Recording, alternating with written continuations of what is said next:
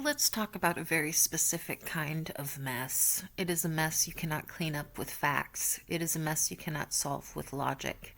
It is the disaster you are often born into, a concept we call family.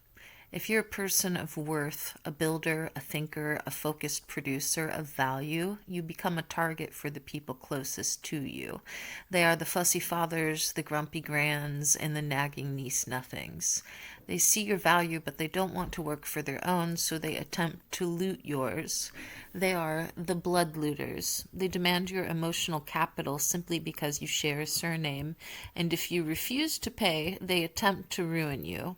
The Bible, bless its honest little heart, is not some fairy tale about perfect harmony around a holiday table.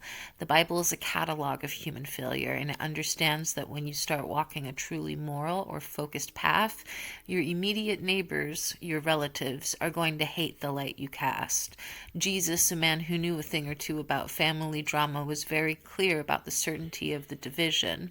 He wasn't hinting at all, he was guaranteeing it. In Matthew chapter 10, verses 35 to 36, it says, "For I have come to set a man against his father, and a daughter against her mother, and a daughter-in-law against her mother-in-law, and a person's enemies will be those of his own household." It is a natural law in the moral universe. Your light creates shadows, and those who thrive in the shadows, the twisted tossers who dishonor and trespass, will attack you first. Micah, who was a spectacularly depressed prophet, saw the same depressing truth. In Micah chapter 7, verse 6, it says, "For the son dishonors the father, the daughter rises against her mother, the daughter-in-law against her mother-in-law. A man's enemies are the members of his own household."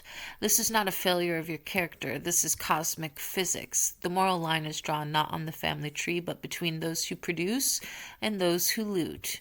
Your life is your highest value, your time, your health, your peace of mind. This is your capital. The blood looter expects you to engage in their frantic, useless drama. They expect you to pay the ransom of guilt every time they send a slanderous text or call up a relative to bear false witness about you. Your rational duty, the absolute highest expression of self-respect, is to stop paying the ransom. Look at the grumble guts and the whining weasel whites who are demanding your energy. They are draining you. They are zero-sum equation.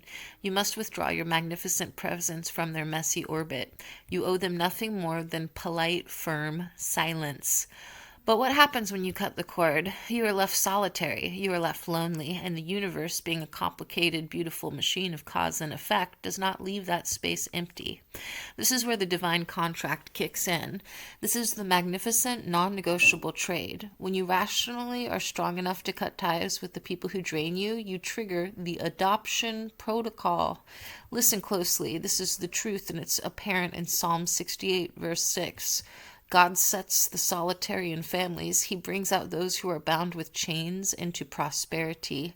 This is the glorious end result. You are the solitary one who walked away from the blood looters. You are the one who stood firm when your family tried to tie you up with chains of obligation and guilt. And when you stand alone, the universe says, "This one is too good to be alone. This one is worthy of a real tribe." You don't need the grumpy gnats and the fussy flops who share your DNA. God's will is not a piece of paper in a courthouse. It is the chosen family, the friends, the mentors, the genuine partners who value you for the person you built, not the name you inherited. Go find your tribe. They are waiting. We'll talk next week. Ciao.